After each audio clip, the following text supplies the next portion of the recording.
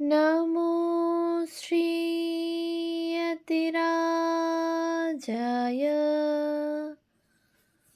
विवेकानन्दसूरये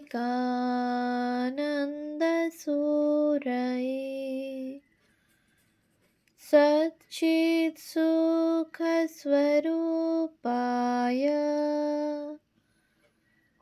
स्वामिने तापहारिणे।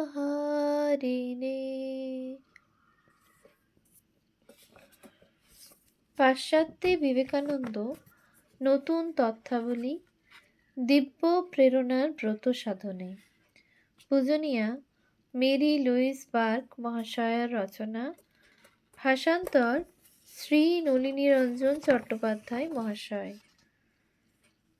পৃষ্ঠা সংখ্যা 322।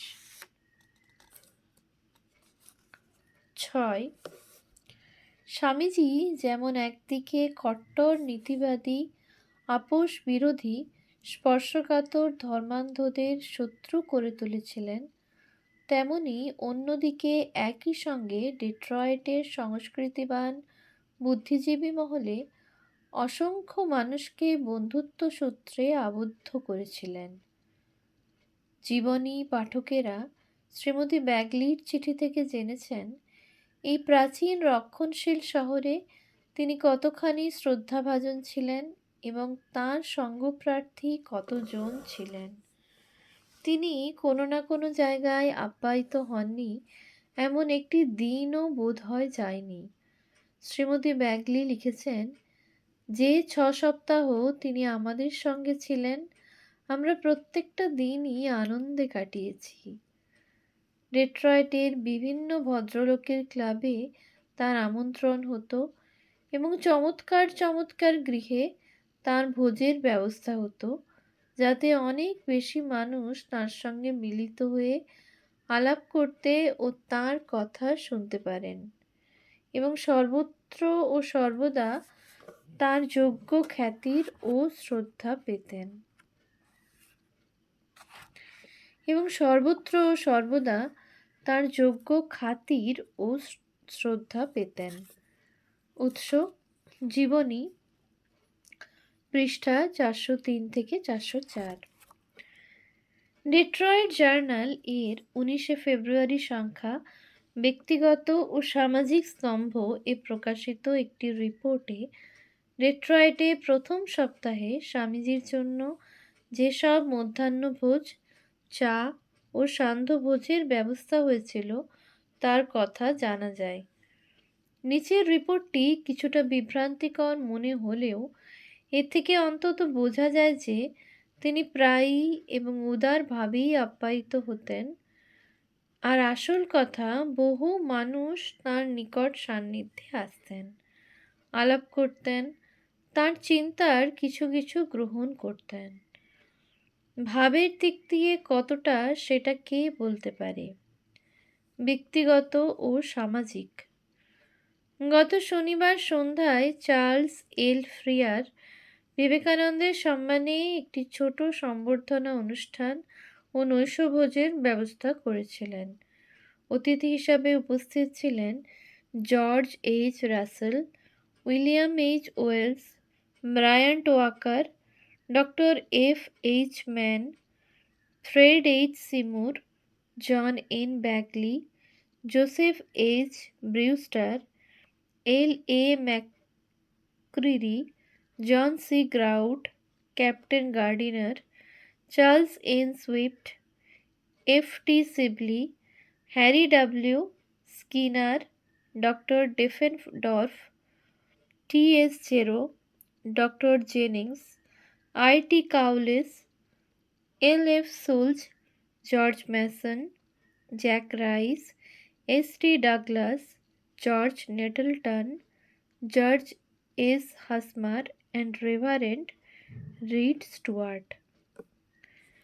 হিন্দু সন্ন্যাসী, বর্তমানের সামাজিক কেশরী স্বামী বিবেকানন্দের সম্মানে কতকগুলি কেতাদুরস্ত ও ব্যক্তিগত আপ্যায়নের ব্যবস্থা হয়েছিল।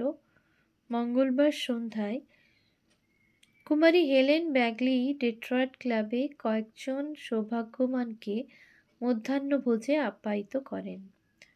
যে সন্ধ্যায় শ্রীমতী জন জে ব্যাগলি তার ওয়াশিংটন অ্যাব স্মিথ যে সন্ধ্যায় শ্রীমতী জন জে ব্যাগলি তার ওয়াশিংটন অ্যাব স্থিত পারিবারিক আবাসে বিরাট সম্বর্ধনার আয়োজন করেছিলেন, তার একটি সন্ধ্যা পরে বৃহস্পতিবার সন্ধ্যায় একটি ক্ষুদ্র চায়ের আসরেরও তিনি ব্যবস্থা করেছিলেন। শুক্রবার সন্ধ্যায় শ্রী কানন্দের সম্মানে C.L. ফ্রিয়ার কেরিয়াব স্থিত নিজস্ব বাসভবনে ওয়াই টেনাগামোট ক্লাবকে আপ্যায়িত করেন। সবগুলি আপ্যায়ন অনুষ্ঠানই এলাহি ব্যাপার। শ্রী চার্লস এল ফ্রিয়ার রেলওয়ে ও শিল্পজগতের একজন পুঁজিবাদী দেশের সর্ববৃহৎ গাড়ি নির্মাণ উদ্যোগ মিশিগান পেনিনসুলার কার কোম্পানির অংশীদার। 19 শতকের দ্বিতীয়ার্ধে বিপুল সম্পদের জন্য এবং আগেই উল্লেখ করেছি মোটর গাড়ির আবির্ভাবের পূর্বেই ডেট্রয়েট শিল্প ও সমৃদ্ধির শহর হয়ে উঠেছিল। বেশিরভাগ ক্ষেত্রেই সম্পদশালী শিল্পপতিরা সম্পদ সংগ্রহে ও ব্যয়ে তৎপর ছিলেন। ফ্রিয়ার এ রীতির এক ব্যতিক্রম, যুক্তিশাস্ত্র অতিক্রমকারী রাসায়নিক ব্যক্তিত্বের অন্যতম। ফ্রিয়ার সম্পর্কে একটি বিবরণীতে জানানো হয়েছে, তাঁর ঔৎসুক্য কেন্দ্রীভূত হয়েছিল প্রাচ্য চারুকলায়। শোনা যায় চার্লস ফ্রিয়ার যে শ্রেষ্ঠ জাপানি চৈনিক শিল্পবস্তু সংগ্রহ করেছিলেন, পরিমাণে তা এ যাবৎ আমেরিকায় আনীত শিল্পসামগ্রীর মধ্যে সর্বাধিক। পুরো সংগ্রহ এবং সেই সঙ্গে বর্তমানে যে বাড়িতে তা রক্ষিত, সবটাই তিনি দান করেছিলেন ওয়াশিংটন ডিসির স্মিথসোনিয়ান ইনস্টিটিউটকে। যদিও তিনি 1900 খ্রিস্টাব্দে অবসর গ্রহণের পরেই যথেষ্ট নিষ্ঠার সঙ্গে শিল্প সংগ্রহে মনোনিবেশ করেছিলেন, তবু খুব সম্ভবত স্বামীজি যখন 1894-এ তাঁর বাড়িতে আয়োজিত ভোজে যোগদান করেন, তখনই বাড়িটি প্রাচ্য শিল্প সংগ্রহশালার রূপ নিচ্ছে। শ্রী ফ্রিয়ার পরিবেশিত একটা ভোজ গোড়া থেকে শেষ পর্যন্ত নিখুঁত হতো। সে যেন অতিথির কাছে আনুষ্ঠানিক উৎসর্গের মতো, কারণ এই শিল্পরসিক পণ্ডিতের সর্ববিষয়ে চরম উৎকর্ষ ছাড়া কিছুতেই মন ভরত না। তাঁর সম্পর্কে শোনা যায়, একবার আহার পরিবেশনের পরেই অনেক রাঁধুনিকে তার মিডল ওয়েস্টার্ন হোমের বাড়ি থেকে নিউ ইয়র্কে ফিরতে হতো। তার খুঁতখুঁতে পরীক্ষায় কোনো অনুপুঙ্খই নজর এড়িয়ে যেত না। উৎস: Elaine B Saarinen, the proud possessors, New York, Random House, 1958, পৃষ্ঠা 119। 1890 দশকের অন্যান্য ভোজগুলি শ্রী ফ্রিয়ারের মতো বেশি নিখুঁত না হলেও সবগুলিতেই থাকত বিরাট ব্যবস্থা। একটি বড় পদ, তার সঙ্গে পরপর প্রায় অফুরন্তভাবে অন্য ছোট ছোট পদ। কোনো মহিলা উপস্থিত না থাকলে প্রত্যেক পদের সঙ্গে মানানসই মদ, মাঝে মাঝে সিগার। স্বামীজির কাছে এই ভোজ ছিল এক ধরনের তপস্যার মতো। হরদম সম্বর্ধনা আর ভোজ বড় ক্লান্তিকর। শ্রীমতী হেলকে স্বামীজি 20 ফেব্রুয়ারি একটি চিঠিতে একান্তে জানিয়েছেন, এদের ভয়াবহ সান্ধ্য ভোজ ডিনার যেন 100টা ভোজ একসঙ্গে এইটার মধ্যে কেন্দ্রীভূত করা। পুরুষদের ক্লাব হলে 2টো পদের মাঝখানে ধূমপান, আবার তারপর নতুন করে আরম্ভ। আমার ধারণা ছিল একমাত্র চীনেদেরই একটা ভোজ চলে অর্ধ দিবস জুড়ে, মাঝে মাঝে ধূমপানের বিরতি দিয়ে। তা সত্ত্বেও স্বামীজি তাঁর ডেট্রয়েটের বন্ধুদের সহৃদয়তার প্রশংসা করেছেন। তার কথা, তারা সকলেই বেশ ভদ্র মানুষ এবং সবচেয়ে আশ্চর্যের কথা, একজন বিশপ শাসিত চার্চের যাজক ও একজন ইহুদি র্যাব্বি আমার সম্পর্কে ঘোর উৎসাহী। আমার সম্বন্ধে তারা স্তুতিবাদও করেন। উৎস: শ্রীমতী হেলকে, স্বামী বিবেকানন্দ, ফেব্রুয়ারি 20, 1894, সেন সংগ্রহ। আমেরিকার যেসব শহর স্বামীজি পরিদর্শন করেছিলেন, সেখানে যারা তাকে জানতেন তাদের সঙ্গে জীবদ্দশায় আর যোগাযোগ সম্ভব হয়নি। সেটা দুর্ভাগ্যজনক বলে বোধ হয়। সেটা সম্ভব হলে গল্পের কি বিপুল ঐশ্বর্যই না সংগ্রহ করা সম্ভব হতো। তবে অন্ততপক্ষে দুটি ঘটনা, যা হয়তো ফ্রিয়ারের ডিনার পার্টিতে ঘটেছিল, ইভিনিং নিউজ এর 25শে ফেব্রুয়ারির নিম্নলিখিত প্রতিবেদনে সংরক্ষিত। ঘরোয়া সংস্কৃতি: বিবেকানন্দের ডেট্রয়েট পরিদর্শনকালের বিশেষ ঘটনা। স্বামী বিবেকানন্দের পরিদর্শনকালের অনেক মজার ঘটনা আছে। আমেরিকানদের আত্মপ্রেমের পক্ষে কিছুটা অসম্মানজনক হলেও তার পক্ষে খুব মজাদার। এক মহিলা বললেন, আমাদের ডেট্রয়েটে কিছু লোক, যারা নিজেদের সংস্কৃতিবান বলে মনে করেন, তাদের জ্ঞানের সঙ্গে তাঁর অর্থাৎ স্বামীজির জ্ঞান যখন তুলনা করি, তখন আমি লজ্জা বোধ করি। একটা ডিনার পার্টিতে জনৈক ভদ্রলোক তার কাছে জানতে চান রসায়ন শাস্ত্র সম্বন্ধে কোন বই তিনি পড়ার জন্যে অনুমোদন করেন। তাতে সেই হিন্দু সন্ন্যাসী বিজ্ঞান বিষয়ে ইংরেজি বইয়ের লম্বা তালিকা দিয়ে দিলেন, যেটা কোনো হিন্দুর চেয়ে আমেরিকানদের বেশি জানার কথা। অন্য একজন জ্যোতির্বিজ্ঞানের বই সম্বন্ধে জানতে চাইলে তাকেও অনুরূপ ইংরেজি জ্যোতির্বিজ্ঞানের গ্রন্থের তালিকা দেন। কিন্তু তার ক্রমবর্ধমান বিস্ময় চরমে উঠল যখন এক মহিলা খ্রিস্ট সম্পর্কে বলতে বলতে কতকগুলি শব্দের অর্থ জানতে চাইলেন।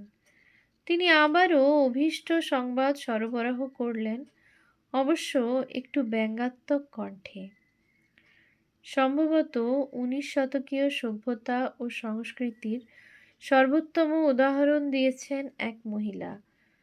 কানন্দ ইংরেজদের পছন্দ করেন কি না জানতে চাইলেন সেই মহিলা। তিনি সত্যই তার অপছন্দের কথা জানালেন। মহিলাটি তার পরেও এ বিষয়ে অত্যন্ত কুশলতার সঙ্গে সিপাহী বিদ্রোহের প্রসঙ্গ উত্থাপন করে কথা চালিয়ে যেতে লাগলেন। হিন্দুটি তখন বেশ উত্তেজিত হয়ে উঠেছেন।